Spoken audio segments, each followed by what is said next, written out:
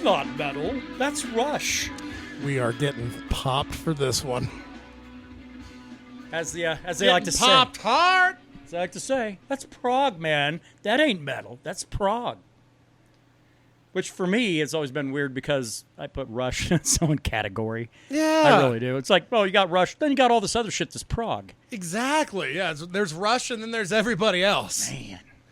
I mean, shit, come on. I think prog's pretty fucking metal. Yeah. Because prog metal, it's an offshoot of the, among the other 40 genres of metal, right? 50, whatever it's up to. Dude, there are so many. I don't get it either. It's because everybody wants to be unique, just like everyone else. So you have to create your own little fold just to feel unique. Yeah.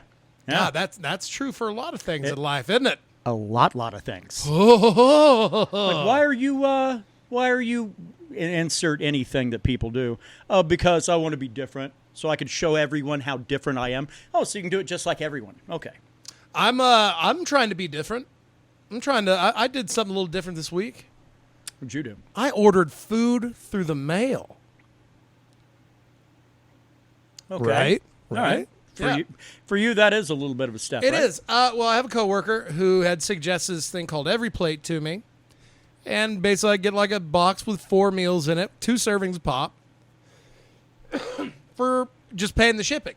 So it's like a $50 value for $10. It's just like Blue Apron and all the rest of them, right? Yeah, basically it's just one of those. It's not a new thing. It's just a version of that thing. Okay. First one I'd ever heard of, and that really had an opportunity to try it at the ground floor. So I was like, yeah, I'll try it out.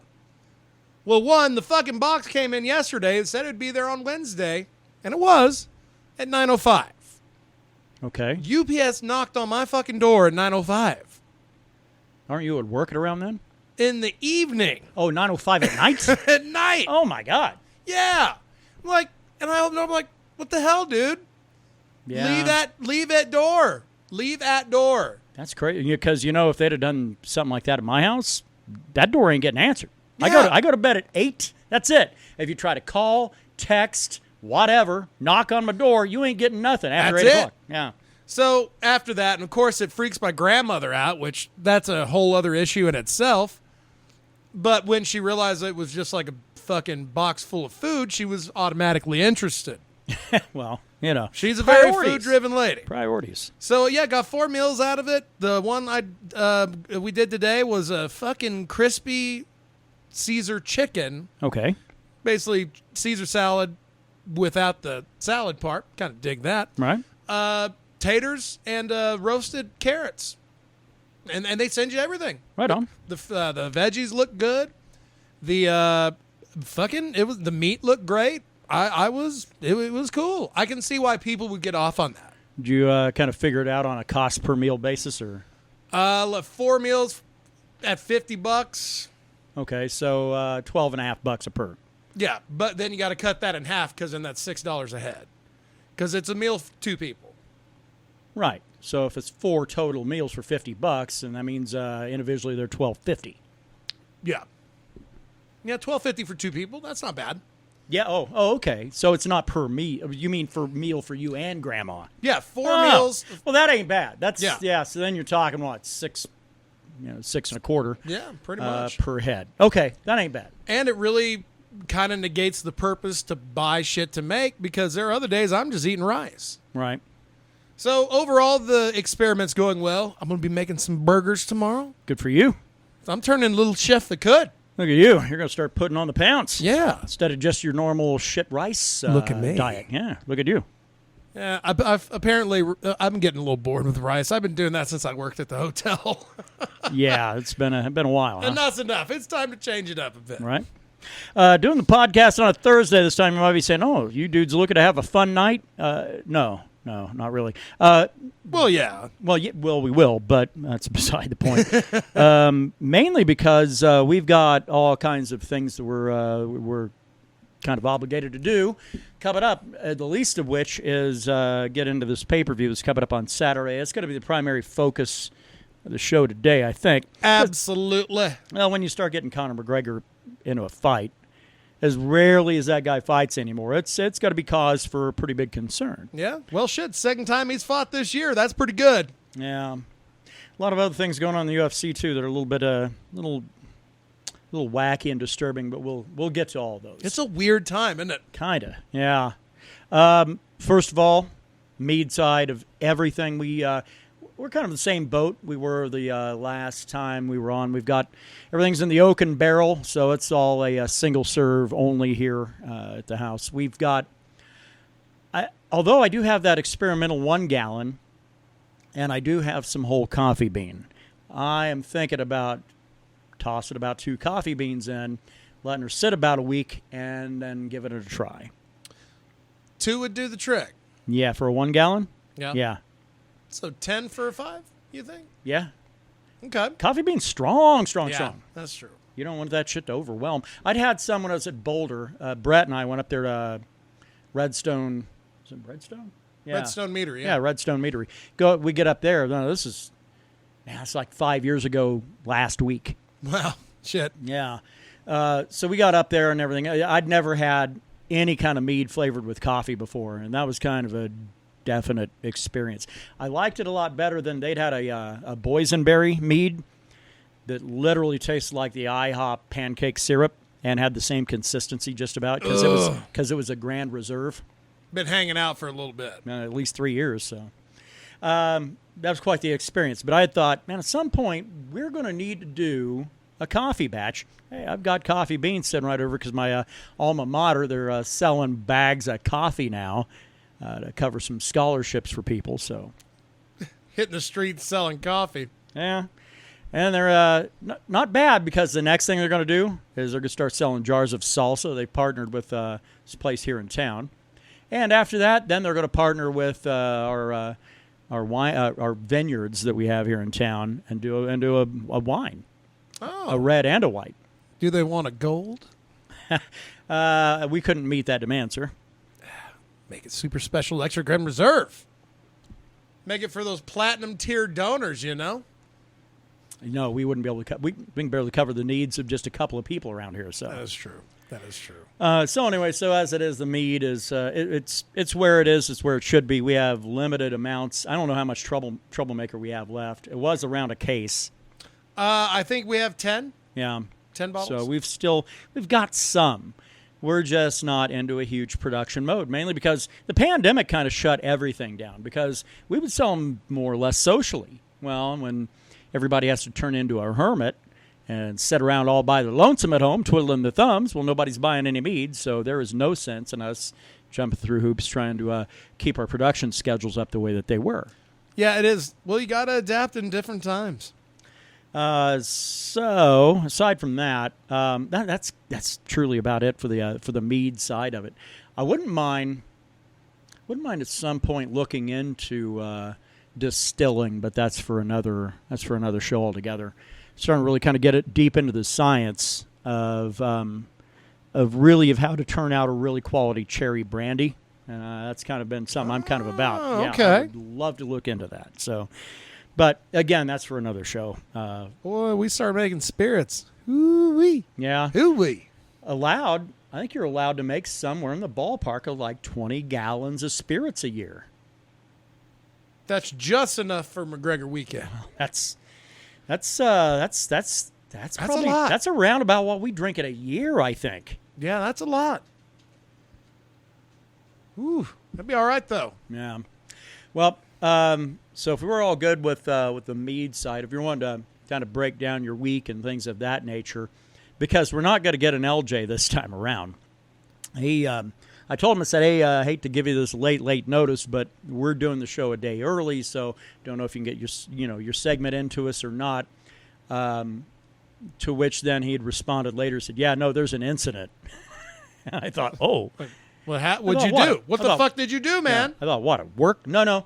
Apparently, I don't know, there were a couple of shotgun blasts out where he lives at, and like the cops were very interested in talking to his neighbor. So. Ah, well. So, no LJ this time around. Well, that sounds like a very Clovis thing, right? It does. Everybody poor, but everybody has weapons and ammo, which is like super expensive shit. Oh, yeah. Yeah. Yeah, that is kind of the weird thing, right? Yeah. You would assume that you're driving through downtown at like an off-city center part of Bangladesh. No, it's Clovis. By God, they're armed to the teeth, and they've all got brand new Camaros. Yeah, but damn, fuck that phone. That phone's a burner. Yeah. So, yeah, well, you're in the company of interesting people when they have a phone that's specifically for their use, and then every other phone they have, which might be 2 or 3, or for other uses, Yeah, it's... At least that's for our friends on Ross and Sheldon anyways. Yes, I know. I used to live on that street. Yeah. 1100 block. We had us a hostage situation about 3 weeks before we moved out. Well, that'd be incentive enough anyway if you hadn't already, right? At that point, I was like, yeah, because we were moving off to the golfer streets. Yeah. It's like, let's get the fuck out of this shit stand. Yeah. This place can go get its mouth fucked. Let's get out of here.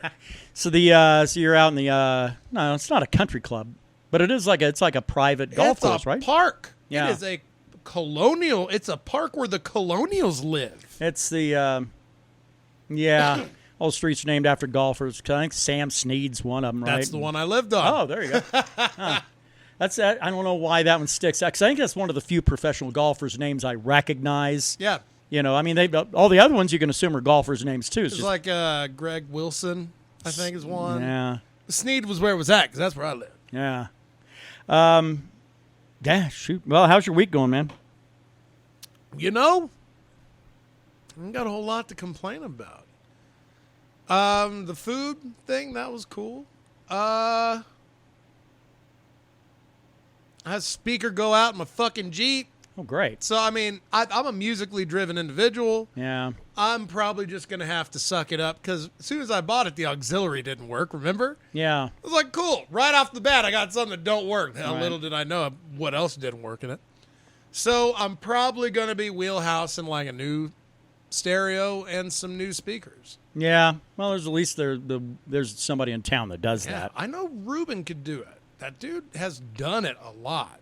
Oh, there you go. I might see about Well, conferring with him. Because the install is where it's going to kick you right in the ass. Yeah. Yeah. Maybe look into that, because if you could find a really a reasonable deal on a good stereo and good speakers, and hell, even if it came down to us having to build out a cabinet box to drop behind your back seat. Oh yeah. I want to sound like that too. No, fuck that. You're going to hear what I'm listening to. Yeah. All things are possible, but the install is where it'll usually get you. So, man, if Ruben could hook you up with installing a system in that thing without you having to pay for it or trade it, so do some horse swapping with them as you guys do. We do tend to wheel and deal every once in a while. There's a weird barter system that takes place. It just works, and usually whatever I trade or sell to this man, I usually get it back in about 6 to 12 months. Right. Yeah. At cost. No one's really. It's almost like a weird, shitty pawn shop. It is kind of funny because, it's almost one of those, those that are not in the know. Like Ruben gets something new and you go, ooh, that's pretty cool. That'll probably be eventually mine anywhere from 6 months to a year from now. Well, other people say, man, that's envy. You're not supposed to be envious of your friend's stuff. No, that's just kind of the way it works. No, That's it's science. That's the natural order of things. This is science. Case in point, Ruben had a Switch. Notice I say he had one. Yeah. Now, he had this thing for, to my knowledge, about 5 months. Had bought it from a friend at a reasonably good price. And when he told me that, I'm like, hey, cool, man. Listen, when you decide to get rid of it, let me know. Which is going to happen, The right? day he got it, yeah. He's like, oh, well, and of course, he's like, for sure, bro. Because he knows, like, this thing is not long for my existence. Sure enough, I come to find out, he comes out of the meeting, I'm like, so how's that Switch? And he's like, oh, I sold it, bro. Yeah. I'm like, dude. and I can't remember. I think he said he sold it for like $120. Something, yeah. And I was like, dude, I'd have given you at least $150 for it. I'd given you half of what it was worth. You said it was new, and I trust you. Right. Yeah. That's just what Ruben does. Ruben thrives on the barter system. There are more wheeling and dealing to go. He should have sold cars. Yeah, but man, you have to be an asshole to do that for a living, though. I know we could. We all have it in us. Just whether or not If we it's want to tap it. Yeah, if it's for paying the bills, but by and large, that's not my calling in life. You know? Yeah. And Ruben's not an asshole at his core. Well, I had a real fun one. I would say Friday night. It was actually Saturday morning. It was around like 4 or 5 in the morning. I end up getting up, and I promise I will never be sober again because the worst shit happens to me when I'm cold sober. Get up. Now, on Saturdays and Sundays, well, Friday night through Sunday afternoon, my dog kennel is in my bedroom. The rest of the time, it's out in the living room. But it takes up a pretty good footprint of space for all the fun activities we do around here. Exactly. Notably, usually playing guitar and shit like that because it's right in front of my Marshall. Right. So on weekends, yeah. Then Miles, he gets his kennel moved to the back and everything else, and fine. Well, I take a little bit of a wide berth coming out of the bathroom at night in the wee morning hours of Saturday, catch my toes in the side of the kennel because it's one of those wire ones, right? Yeah. And it hurts, so I jerk my foot back with such force, it sends me careening into the top of this kennel. It's one for pretty big dogs, not small dachshunds, but where I kind of scrape my eyebrow over the edge of it and bonk my gourd right into the side of the bathtub, creating a goose egg that's still here 5 days later. It does look better. Yeah. It does look better. But, yeah, God damn, man. I mean, it's one of those, I'll be the first man to laugh at someone eating shit. I think it's funny when it happens. Right? Except for shit like that. I don't know why, the whole bathroom vibe. Bathrooms are a dangerous fucking place as it is. Yeah. But, man, oh, my God, I didn't realize that you had clipped that as well on the way. Yeah, well, and that's what caused dude, kind you're of lucky. the scratches and shit around. I mean, and my first concern, I thought, well, did I break my skull open? Because it certainly kind of felt like that. Because it gave me a hell of a concussion. Yeah, that's a hell of a blow. Yeah, and I thought, all right, okay, I don't think I got a busted skull. Wonder about that orbital though, because my entire eye it turned into a great big circle. I could play a human version of that dog off the Little Rascals, Petey. You look like a cowboy after the eye poke. Or not after the eye poke, after he got his eye broke. Yeah. Yeah, and he blew his nose. Yeah, no, it looked pretty bad over the course of all of Saturday, Sunday, Monday, Tuesday, Wednesday, all the way to now.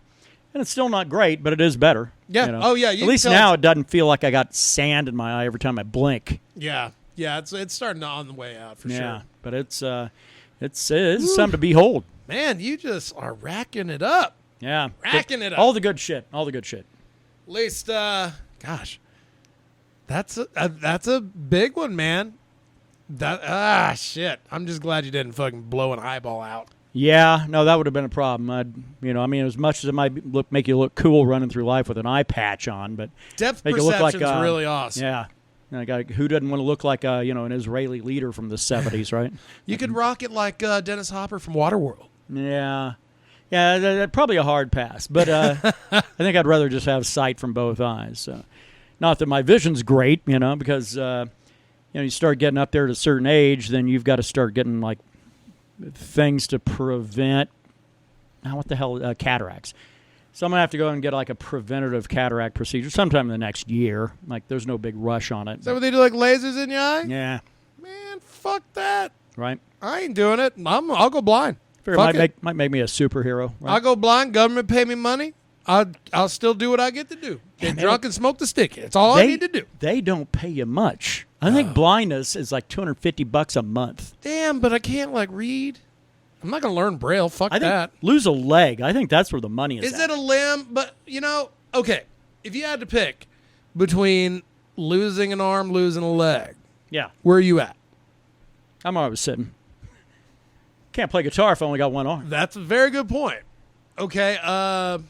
So between vision and your hearing, the option is clearly true. Like obvious. Oh, you mean like all blindness, all deafness? Yeah. It's straight up either or.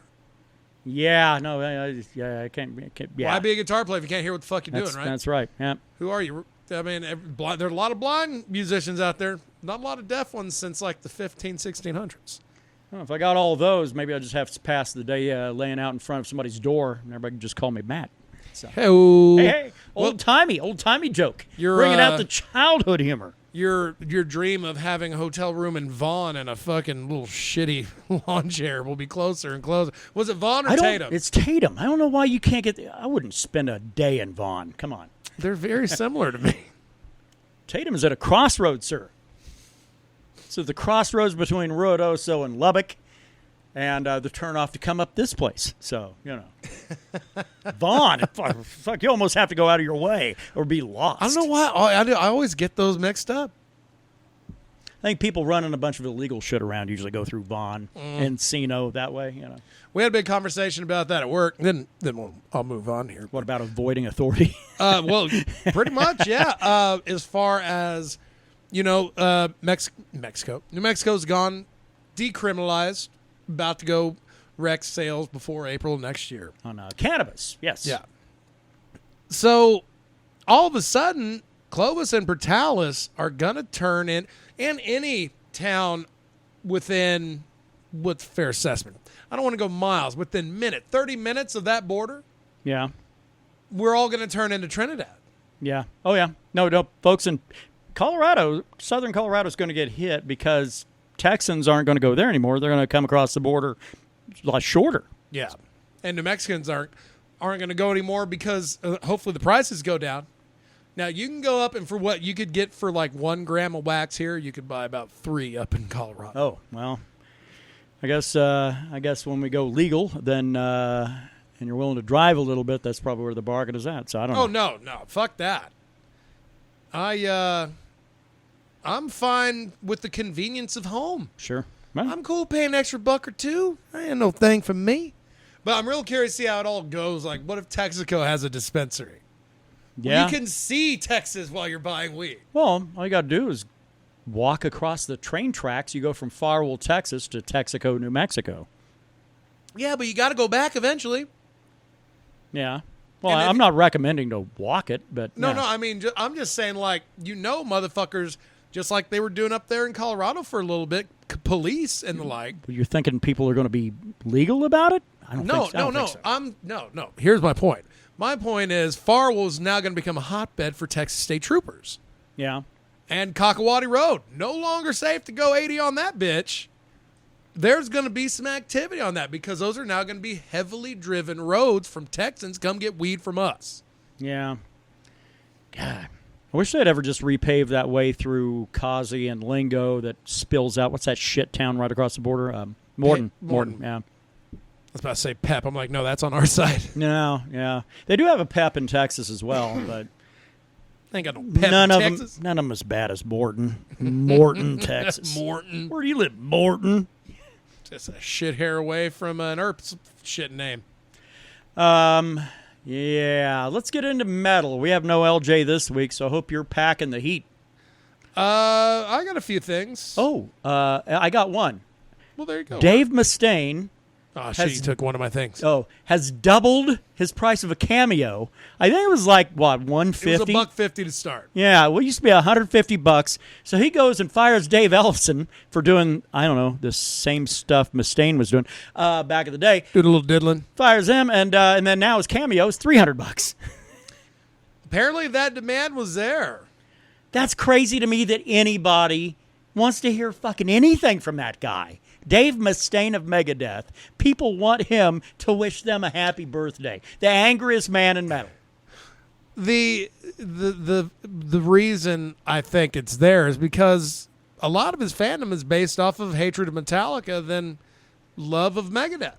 I think that's fair. I think that's really fair. You know, I've seen it. If you're angry at Hetfield or Lars, any of those guys. Yeah, well, probably Mustaine might be your white knight. I don't know. Remember when I met him in Albuquerque for Gigantor? People in that line waiting for an autograph were just fucking screaming like, "Fuck Metallica, bro! You're the best!" Like, wow. Are you guys think you're actually saying shit this dude's never heard before? You think this makes him feel better? Or it doesn't. Or you're pandering to him, trying to tell him stuff you think he wants to hear. Yeah, what do you think? They'll be like, "Right on, man. Yeah, fuck Metallica, bro."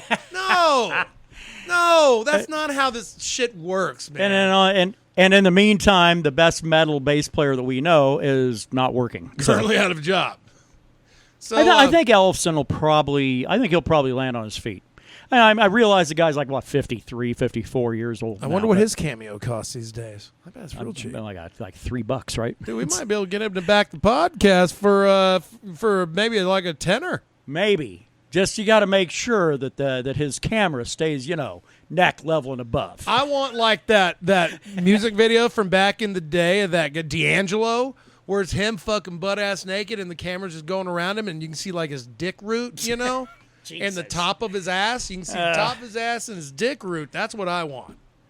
Really, not some classy thing just shot over the top of his shoulder, and you don't know what he's doing, but you can make your assumptions. I used to think it was classy when like you were filming yourself like banging your girlfriend, and you did it from like the most worst perspective of all time, which usually just involves more of your like ass and balls than anything anybody else would really want to see. Yeah. That's the type of cinematography I appreciate. Yeah, I'm not sure what's up with Ellefson. I don't know. Surely he's not doing cameos now. Well, hell, he'd have to probably be trying to double up on him, right? Because now he's got to find some legit income. Well, I'm sure. I don't know what Megadeth and what does it say about our society now when people get really angry at him because he was having some weird video infidelities on his wife with some young chick, but young chick was legal. So therefore it comes down to, well, is it your business? Oh, it's not your business. Maybe move on, huh? Dude, that's what's crazy is June 17th, Dave Mustaine's like, yeah, we're not using his bass parts. Fucking today, bass parts are done. That did not take long at all. To retrack bass lines for a brand new album? Well, this Megadeth music, it's not, Yeah, but, They're really, no rush. They're no rush. Yeah, I'm curious. It's just back being the Dave Mustaine show now. Yeah. Do you think people are more hard on Ellefson of this because the guy's what, like a Lutheran minister or something like that? Yeah. I don't see anybody being hard of him except Dave Mustaine. Yeah. Well, you find the occasional comments online. It's like, well, should cheat on your wife, bro. Which you can argue whether he did or not. FaceTime masturbating with a girl is cheating now. I don't want to not cheat. No, then I ain't ever going to not cheat again. No, that's I don't know, man. Like, really, you would think that the humiliation, enough. Yeah. Now, if it turned out that individual was a little bit younger, then fuck yeah. That send out some goddamn pitchforks and all that other bullshit. Because this chick's like from what, Netherlands or something like that, right? Yeah. So she's Dutch, and she's like 19. And people are losing their minds, and those people including Dave Mustaine, who's always just been looking for a way to get Ellefson out of the band again because Ellefson's in and out of that band once in a while. A couple of times in his career, he'll be back for 8 or 10 years, then he's gone again. Yeah. It's fine. I feel like we're nearing the end of both bands, of both Megadeth and Metallica. Yeah. Although, I think Metallica's got one banger left in him. I think Megadeth's last one was years ago. That's interesting. 'Cause Dystopia was good. But I do not find myself going back and listening to it. Do you put it on the level of any of the shit they did in the early 90s? I'm usually playing shit from late 80s, early 90s, yeah. Yeah. I'll pretty everything up to. I'll throw Endgame in there. 2005, 2006. Okay. But even that shit in the 2000s is sparingly. Right. 90s, pretty hard. Late 80s, early 90s, all about it. Where Metallica's concerned, and you're not going to be a big fan of my statement on this, but I'm not a fan of Load and Reload, which are your favorites. I'm not a fan of Saint Anger. That makes sense. Man, but other than that, from Black Album forward, I'm a fan. I was a huge fan of Hardwired. I get a lot of people going, well, here's Metallica just doing old warmed-over Metallica stuff again. I thought, bullshit, that's a great record. Yeah, and see, your least favorite albums are really the common ones. The ones that everybody's like, this is not their best work.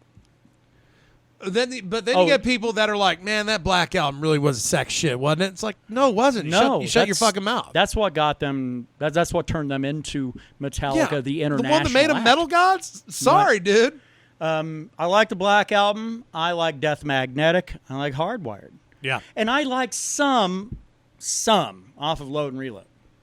Yeah, But- they all have there's even one song on Saint Anger that I will occasionally throw on.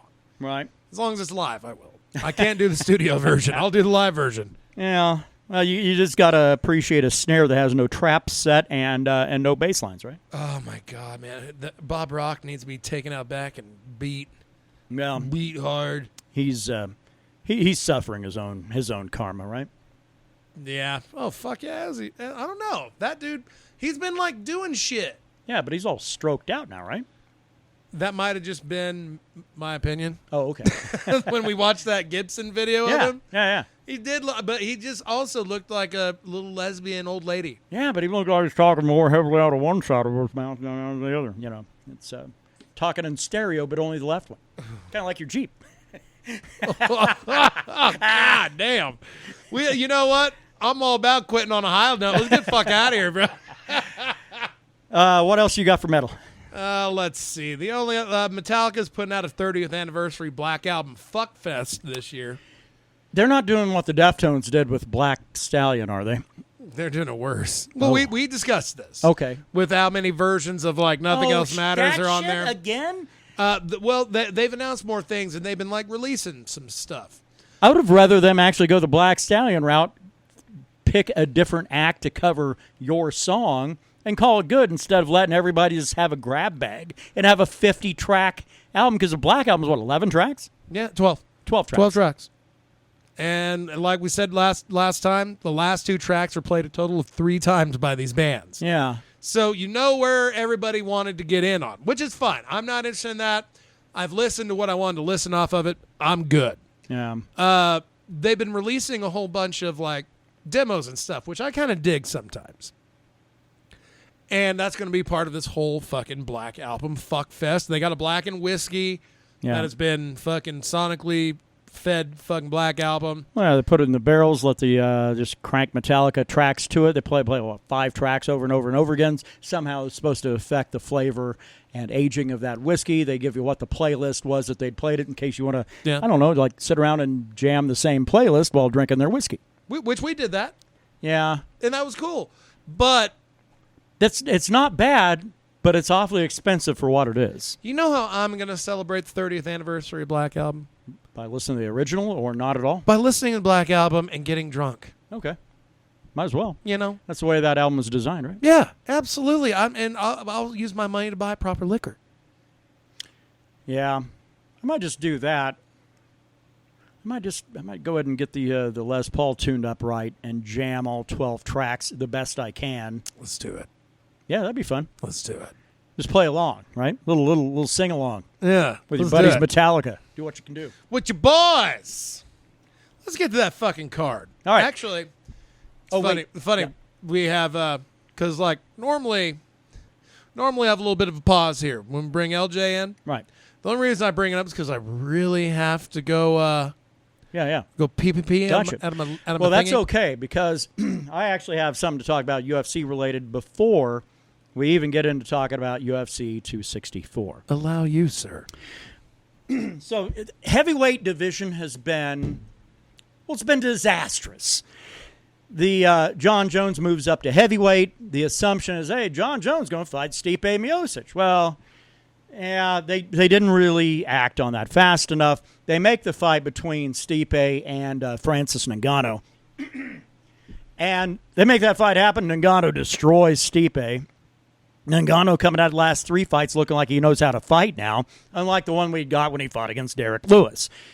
So we think, okay, great. We got Francis Ngannou. Are we going to get John Jones and Ngannou? The answer to that, no. Because John Jones wants to get a payday for fighting that murderer, and I don't blame him to an extent. I do think getting an immediate title shot in a weight division you've never, ever fought in and just giving it to him, I think that's a terrible, terrible idea. But anyway, it doesn't even matter because it's not the money that Jones wants. So they go ahead and say, all right, fine, we're going to move on to the next one. We're going to set up Francis Ngannou and Derek Lewis, the Black Beast. Perfect. Rematch the shittiest fight of all time. The shittiest fight of all time in the UFC. Not saying that facetiously either. It's like, this is your chance of redemption. Make it the fight it should have been the last time. That was stunningly terrible. I thought, all right, great. I'm on board. Let's watch Derek Lewis and Francis Ngannou. This is a title fight I feel that Derek Lewis can win. So I was not under any opinion that Derek Lewis was going to have any effect against Daniel Cormier when he was still active. Good point. I thought, well, this is one he might be able to win. Now, who can weather those punches from Ngannou? I don't know, but I felt like Lewis had a better shot there. Well, then Ngannou's camp, they get shitty about it all, and that's it. The UFC decides, you know what? This is one of the worst divisions we have. We're going to move on. We're going to create an interim championship belt, and we're going to make it happen between Derek Lewis. Now is going to be facing off against Cyril Gane or Gone. Gone, so. The guy that just fought last week and won. So they're going to end up, or not last week, there wasn't a fight Saturday, the week before that. So they're going to move that one now. That's what we're going to see in August. Ngannou's camp's trying now to play damage control. Go, no, we only just wanted that one extra month and have it ready for September. Well, the problem the UFC has is that they have a champ. They've got a 2-division champ that can't sell a ticket. And I'm talking about Amanda Nunes. She destroys people. I'm not going to argue that point. As far as marketing, she is horrible. Yeah, well, that's the thing. It's not what she does. It's who she does it to. When was the last time she fought? It was Cyborg. Cyborg was the last fight she was in. I was like, oh shit, man. Yeah, this is gonna be good. Well, that's true because they don't roll out real good competition. First of all, women's 145 is bullshit. It's a women's 135 of some gals that just don't want to cut the weight. Yeah, Amanda Nunes and whoever else wants to chunk up. And 135, well, there are some murderers there, but nobody wants to fight her. So the problem becomes, well, how do we make a card that we can sell with her on it? Guess what? Everybody loves Derek Lewis. Got to piggyback it onto something else. Even if you make the Nunes fight the main event, which it probably will be, you could do that and have Derek Lewis and Gane go on in the co. Right. People are going to laugh because they're going to talk about it that how they don't care about the main event, and that's okay. It happens all the time. Well, anyway. And let's keep it in mind that an interim belt should rarely, if ever, main event if there is a proper title fight on the card. Absolutely. So what we're going to get, in other words, then, is whoever it is that's going to be fighting Francis Ngannou, probably, depending on how that fight in August goes, but probably in a time frame of October, November. Yet, in Dana White's perfect world, whatever that may be at the moment, he said winner of Lewis and Gane would fight Ngannou, and the winner of that would get Stipe. Yeah. It's like, so now the heavyweight division also has this weird mentality. It's like, you don't really need to fight again to get another title shot. You can just wait. And because we're at a point where it's like, you're what we got. Before Conor McGregor came along, everything was fine. John Jones was the man. Yeah. I'm not 100% sure if we're ever going to see John Jones fight again, at least in the UFC. I'm all right with that. And I think I might be. I might be. And as a fan or a former fan or whatever it might be of John Jones, I'm a fan of when that guy fights. Yeah. Which tells you that I'm not all that excited very often. Exactly. Well, that's how it should always be. Unless you're Derek Lewis or Cowboy or one of those motherfuckers that has a marketable life outside of the sport. Yeah. Which a lot of them do. Hell, Derek Lewis threw out the first pitch for the Astros last night. No shit. Yeah. Cowboy Cerrone, he's running a kids camp up at his BMF ranch right now. Apparently not letting parents know what that MF stands for in his ranch's name, right? It's, bring your children. Bad mommy friend. These are guys that absolutely make their money. Cerrone had to actually cancel. There was a Henry rifle shoot that he was going to be at, some big pro thing, and he had to cancel that because he had his kids camp going on. God damn. He really makes me feel like I don't do shit. Yeah, and then on top of that, and he's got that that like Baja track out there at his ranch that's a couple miles long or whatever, with all kinds of crazy switchbacks and big catch air moments and all this other stuff. Why? Well, because that dude's planning on racing apparently in the Baja 1000. God damn, what's next? The Gumball Rally? I don't know. And this is when he's not busy out at Ute Lake getting some water skiing in. I just want him to retire so Or bad. out in Las Vegas at the Performance Institute. Why go back to lightweight right now? That's where he belongs. That's where he says he feels best. That's why the promotion keeps putting him in 170 fights. They want to keep seeing their hero get destroyed because they know that he is a guy that is great. You get some young fighters like, and they'll look back on this guy 15 years from now and go, holy shit, this guy fought Donald Cerrone. You remember him? He went from making his biggest payday ever with Conor to drawing a guy that was probably high when they were fighting, Nico Price. And it was a draw. Wow. You know what I mean? Like, yeah. And, you know, I think I would be fine if he fucking hopped on Instagram tomorrow, did a backflip into the fucking Ute Lake and was like, I'm out, bitches. This is my life now. Well, I do feel that I don't think his bottom line is going to be impacted one way or the other, at least for the first couple of years. Once he's out of the UFC, I think that paychecks are still the same. That guy's face all over Henry Rifle. That guy's face all over Monster Energy drinks. That guy's his likeness alone is making him piles of money. And everybody likes Cowboy. And on top of that, and he's got his multiple saunas. Take that, Yari. That's right. Ain't none of them gold, but he's got enough for him and a few pals. And he's got his gym out there at his ranch. I mean, I legitimately see probably once he retires, I see him actually basically forming a full camp out there and putting Jackson Wink out of business, which they do a pretty good job of really discouraging people on their own merits. But, oh well. You hear about John Dodson? Oh, the car wreck. Yeah, dude. He and his wife were going to go visit relatives in East Texas for the 4th of July holiday. Got in some car wreck outside of Weatherford somewhere, or outside of Wichita Falls anyway.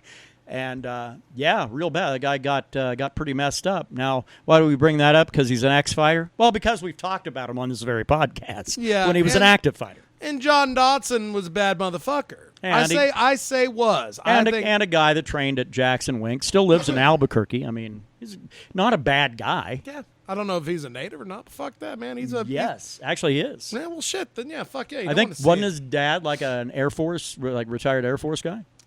No, I can't remember. At Kirtland, I think. Yeah, I think so. Yeah, shit, you're probably right. But it's all neither here nor there. We have a huge card coming up, and we need to get to it before we run out of time talking about bullshit that nobody cares about, because now it is time to move into talking about UFC 264, the first full crowd in Las Vegas at the T-Mobile Arena since before the pandemic.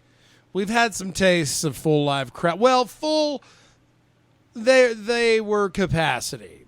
I mean. Oh, at elsewhere, yeah, but they haven't had one in Vegas. No, this is the one. Yeah, no, there's going to be like 17 grand here. They had a card in Jacksonville, Houston. I think that's it. Yeah. As far as live crowds go. And they were like in the 10 to 12,000 range. But this is it. Yeah, this is the one. This is your International Fight Week card, pretty much, without the Fight Week. Well, and I'm glad they didn't call it that, because that seems to put the weird kibosh on a couple of fights we truly care about every year. I got kiboshed out of a pay-per-view fight card and went to a tough finale. Yeah, however, in hindsight, out. that was a good kibosh. All right. I don't care a whole lot about the early prelims, except there are 2 fights. It's the final 2 on the early prelims. Because the other ones, I'm not going to try to pronounce these Ruskies' names, right? Zalgas Zumagulov. That was pretty close. Zumagulov.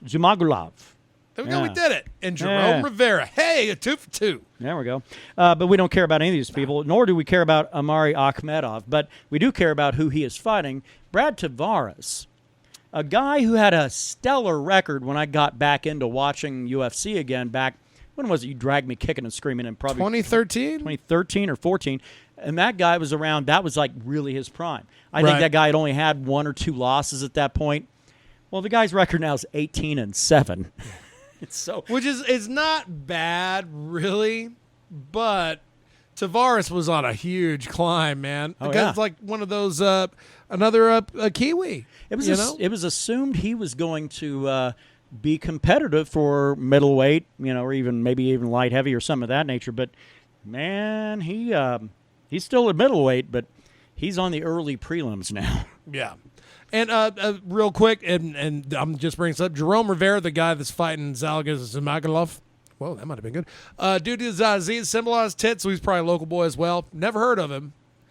But if you got a Z symbol on your tit, you're all right with me.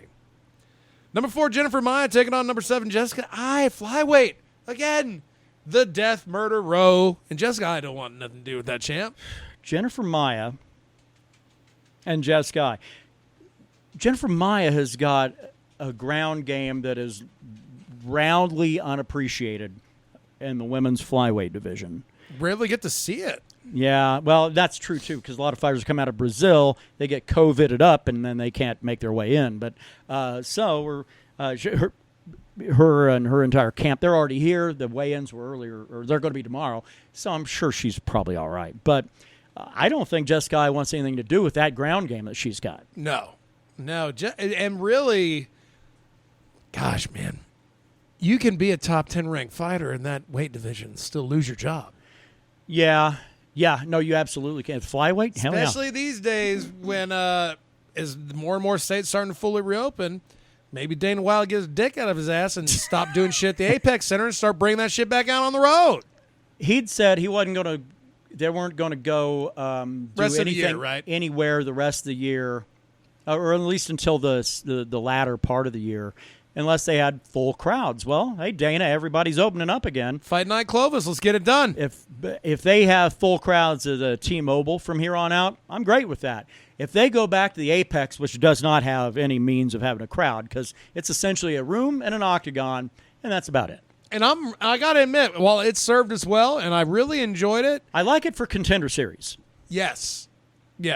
And even then, I enjoyed Contender Series when there were just like a few people in there. Yep. They had just like 3 sets of stands, and that was it. It was kind of nice. Kind of hammered home the finality of it all. Well, until, I don't know, every UFC fight became that. Yeah. Now it's lost its allure. Yeah. But nonetheless, so man, if they put on full crowd shows at T-Mobile, sign me up. I don't know if I can get really all that fired up for an Apex Center fight now. I mean, it's going to have to be somebody really good that they're going to want to put out in front of people. So that's the other part of the quandary. Yeah. Moving on to the prelim card. And again, much like the early prelims, we start out with a couple of fights of guys I don't know. I don't know who they are. Trevin Giles. I've heard of him. Drippy Duplessis. I'm not even going to try it. Dickus Duplessis. Yeah, Ryan Hall fighting Ilya Topuria. It's a little hard. It's a little hard to get me all that fired up when it's people I've never heard of.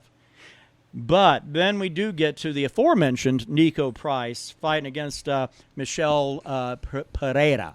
The man who, if you slap him, he will slap you back and then finish your bitch ass in the 3rd round. I kind of like Nico Price. Here's how bad things are now. That draw against Cowboy Cerrone. They have that fight, and I'm looking at it, and I think, I don't think that Cowboy's got the skills required now to fight a guy like Nico Price. Well, that fight's a draw. And it's the right call. It's not like it was close. It's not like it was some kind of weird lopsided thing the judges got it wrong. No. I even think the Mead Hall was divided. Yeah, but so at the end of the day, it becomes a draw, which is not a great result for Cowboy Cerrone. It's also not a great result for Nico Moon because now I'm questioning his skills, especially skills against welterweight like Pereira. Who's operating on a bit of a different level these days. Yeah, I think this might be a bad day for Nico. I mean, if it's going to be a striking bonanza. This is what both these guys do. Yeah. Bejeda can do a little bit of both, but after seeing his striking that last fight, the shots he was throwing, this guy wants to keep it standing, and it can finish you on the ground. Nico Price is going to keep it on the feet as much as he can, I think. Yeah, that might be a bad day for him. I mean, that it's going to be an entertaining fight. Oh, absolutely, I have no doubt. No qualms about that. No, this is a great fight to get you ready to buy a pay-per-view for sure. The next one we've got up, which is the main event of the prelim card. Talk about somebody who wants to keep things standing, right? Carlos Condit back again. Albuquerque man fighting Max Payne Griffin. Now, the story, I've talked on here about Carlos Condit. I almost hate to think how many times. Carlos Condit is one of the big reasons why I stayed interested in MMA outside of UFC back in like the late 2000s. If I saw that blue tarp, I knew something was going to be happening between 125, 155. That's what made WEC great. And Carlos Condit was a big reason why it was great. Now, Max Griffin, do not get me wrong. Anybody fighting Carlos Condit is going to be a challenge for Carlos Condit. He went to dropping 5. Carlos got 2 in a row. He's starting to get what we call in the business a run going. Right. 2 in a row at this stage against Court McGee and Matt Brown. Now, Court McGee, that's not really a name you can brag about. It's a vet, fucking vet for sure.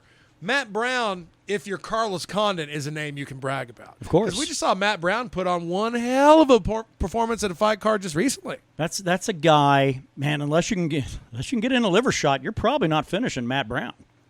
God, yeah, or you better just land the perfect shot on the jaw. And Max Griffin has not really fought contenders. No, I feel like the Carlos Condit fight might be the biggest fight he's had, since he fought Colby Covington 5 years ago. Wow. I'm going for Carlos. I mean, I don't even care if Max Griffin, let's see, what are the odds on this one? The odds on this one are plus 150 Carlos Condit, minus 190 Max Griffin. I'm taking Carlos Condit as a fucking underdog in this one. Yeah. And I'm sure they're looking at Carlos's age and seeing that 37 and going, oh, that's a hard one right there to bite off. But Hendo fought for the belt after 40. I don't necessarily have that problem if you look like you're still carrying the skill set that you used to have. I don't have that problem. And I really think Condit has looked quite good in this 2-fight run. You bet. Let's get on to the main card, shall we? Bum, bum, bum, bum, bam, bam, bam. First fight out of the chute, I don't care about. Well, you're not a Sean O'Malley fan? Well, it's not even that. My problem with Sean O'Malley is the fact he is a disrespectful little shit. The promotion basically gives him whatever he wants because they think he's the next big thing. And the problem I have, I don't think he is, because they are being really careful bringing him along. They don't set him up in a fight unless it's a fight they think he can win. They thought he could beat Cheeto Vera. And Cheeto Vera, well, he probably would have, but he came out, threw a stupid-looking kick, and it came back, and it looks like he dragged his ankle. I don't know. He lost all control of, I believe, his right ankle. It was barely able to put any weight on it. I'm trying to see what it was. And that's when Cheeto Vera was able to get in there, take him down, and just destroy him. And that was all she wrote, because Sean O'Malley wasn't able to put any weight down on that foot. Vera kicked him in the nerve. Was that what it was? The peroneal nerve. Because it looked like that guy, it looked like he was just... he was diagnosed, maybe you can help me with this. What's drop foot? Drop foot? That sounds like some weird shit you'd get living in London in the 1600s, right? Foot drop is a gait abnormality in which the dropping of the forefoot happens due to weakness, irritation, or damage to the deep fibular nerve, including the sciatic nerve. Oh, I know about that. Or paralysis of the muscles in the anterior portion of the lower leg. Wow, basically like this dude's left foot is like humongous, and the other one looks dainty. Creepy. Fucking Sean O'Malley just a cunt. This is Wikipedia. Someone might have just been a dick saying that. But long story short, Sean O'Malley ain't the future. This guy can't even keep his knees working, bro. But the thing is, as long as they just keep rolling people out that have no real shot of beating them, then the UFC is going to keep building it up and then try to get him listed as like their big pay-per-view. Eddie Wineland was his biggest challenge to date. Yeah, I'd say that's right. Biggest name he fought was Eddie Wineland, and that's in 2020. Thomas Almeida, that third-round KO, fair enough. Good on you. But, man, don't tell me you're not worried about this guy not getting injured. I feel like, shit, we might see him get injured again on Saturday. Maybe. But the problem, I doubt it. The main reason I doubt it is this. They bring in this Chris Moutinho for a debut fight in the UFC to face Sean O'Malley. Yeah, he's a guy with a 9-4 record, never fought in the UFC before.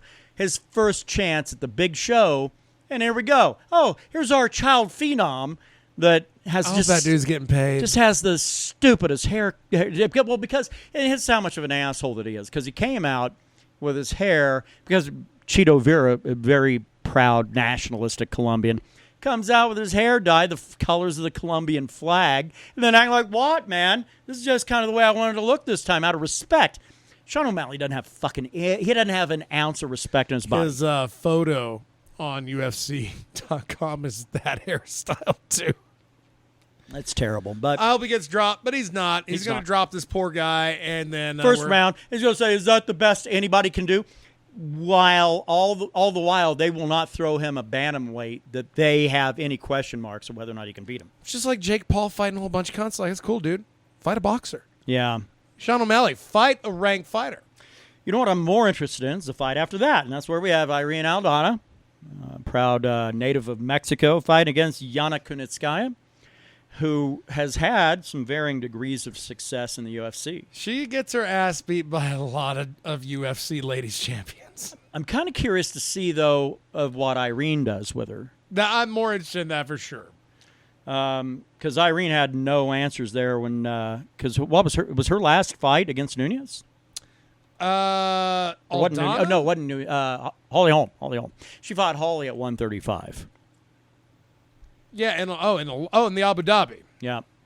Oh yeah, in that month for the Connor Fight Island shit. Yeah, and I'd really liked Irene's chances from what I'd seen out of her. She goes and fights Holly Holm, looked like she hadn't fought before. And that's nothing really against Irene. It might be more Holly Holm actually, maybe, I don't know, getting somebody other than just, Winkle John or one of those idiots in Albuquerque trainer. I don't know.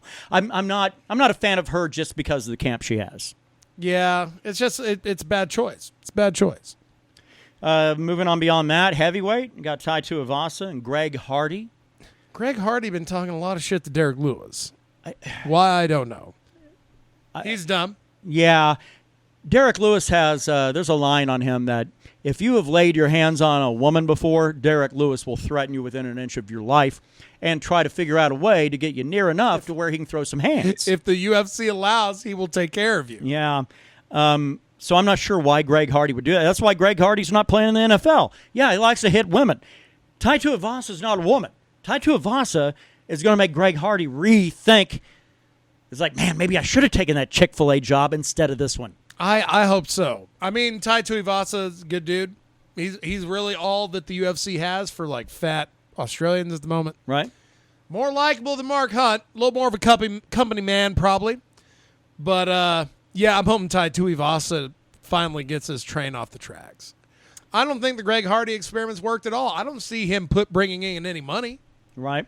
I don't main event that motherfucker. Let's see how much money he brings in. I think the promotion made a big mistake when they brought him on. Now, granted, he did come through the Contender Series, did get a win there because, frankly, if you're a heavyweight and you can just throw your hands and windmill and luckily connect with somebody, that is such a thin division, they'll probably give you a job. Well, that's why Kimbo got a job. He went on The Ultimate Fighter, lost the first fight of the show. Right. And still had a job. Yep. Did just fine. I don't know, man. This whole, like the TKO that he suffered to Tabura back in December, I'm hoping we get a quicker, more violent result this round. Co-main is a welterweight fight between Gilbert Burns and Stephen Thompson. I think this is going to be a really good fight. I think it will, because Gilbert Burns likes to think of himself as a brawler and likes to mix it up and on the feet. That's a bad idea against a karate guy like Stephen Thompson, a guy that is so grounded in that particular. Karate is not going to win you shit, but if you can throw some of those quick snap kicks, some of those little cheap kicks that he does, that he gets off really fast, and keeps range. Gilbert Burns, he can't do anything if that fight stays at range. Right. No, I agree. It's I mean he don't have the range. He doesn't have. I don't think he has a skill set to deal with the striking. I don't think Jeff so either. Neal didn't. Now, granted, Jeff Neal kind of got thrown to the wolves on that one. Wonder Boy was a fill-in. Thing is, Stephen Thompson is older than Carlos Condit. The guy's 38. Yeah. I mean, that's something true. to certainly keep in mind. But That is very true, man. Did not think about that. Age is a big. He doesn't seem that old. yeah, But being a good karate guy, you're probably not going to be wearing a whole lot of damage. He has been knocked out pretty significantly before, like Anthony Pettis. right. But I would like to see Thompson win and get that shot against probably whoever's going to win between Covington and Usman again. But I feel like he deserves another shot at that belt. All right, and then we go to the main event of the evening. Dustin Poirier D-Poor. against D-Pants. against Conor McGregor with the old 22-5 record. Used to be a little less than that. What do you think? Do you think this is it? If it goes bad for Conor? Oh, yeah. Think this is it? Well, I don't know what his contract looks like. I don't know either, because and if the UFC is smart, they'll make sure there's one fight left on that contract so he can't go shopping himself around. But I don't know if it's like that second fight they had here about a year ago.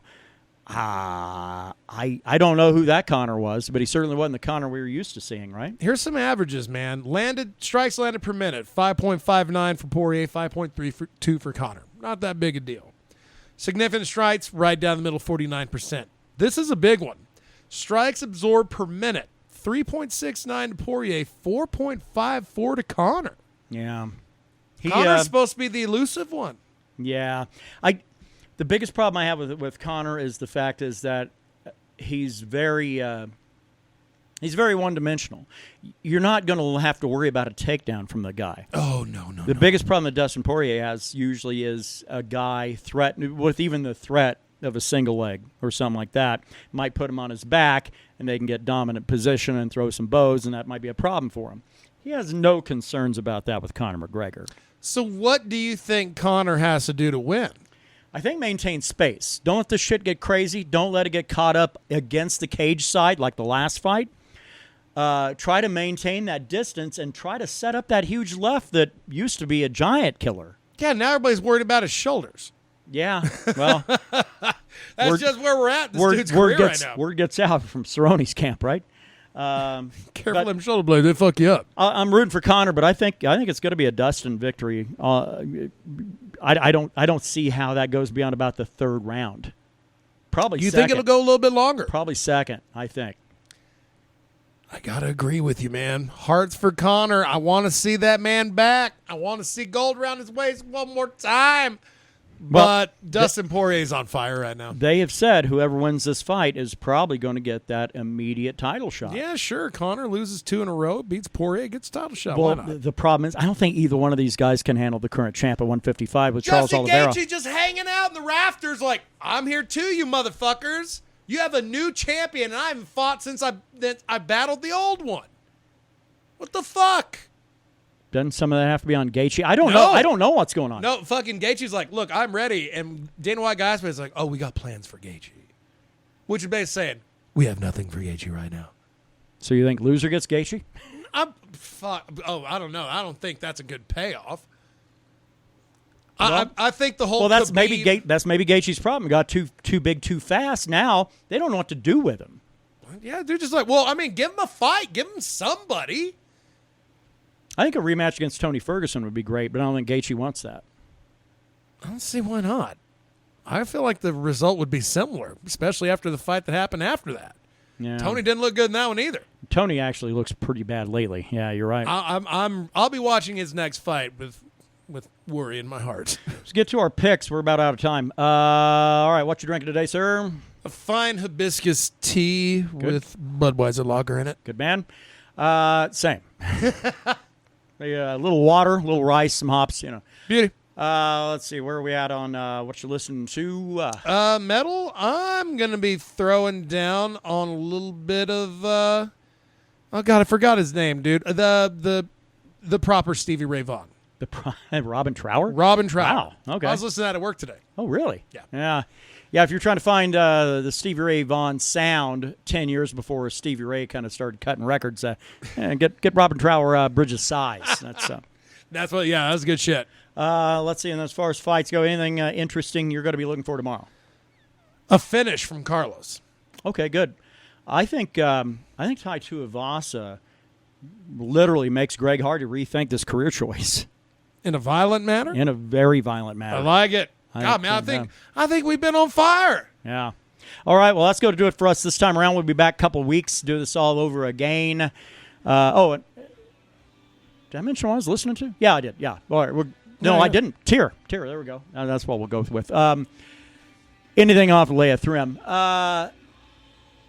Man, I'll tell you what. We're going to get into the evening, but watch UFC 264 by any means necessary. It's a very minimum the main card. I think it's going to be really entertaining. If you're going to buy one pay-per-view this year, that should be the pay-per-view. And it's the only card that's going to be on the normal standard time of 10 Eastern, 8 Mountain for the next 4 weeks. So get it while it's hot. Yeah. All right.